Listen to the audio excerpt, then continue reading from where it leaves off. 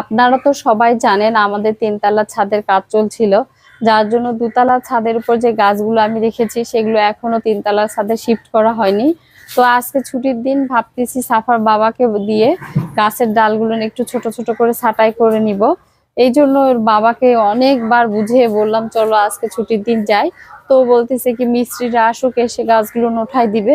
তো আমি তো ওকে বারবারই বলছিলাম না, আগে আমরা গাছগুলো ছাঁটাই করি, ছোট করে দেই, তাতে করে মিস্ত্রিদের 3 তলা ছাদে গাছগুলো ওঠানো অনেক সুবিধা হবে।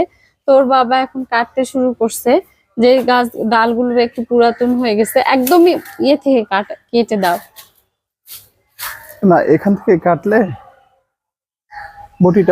বটিতে ক্যামেরা ধরো না, বটিতে ধরো না। এখান থেকে কাটলে আবার ওখান থেকে ছোট ছোট ডাল গজাবে। হ্যাঁ, তো ওর বাবা গাছের ডালগুলো কেটে দিয়ে গাছের একটা সুন্দর শেপ নিয়ে আসবে।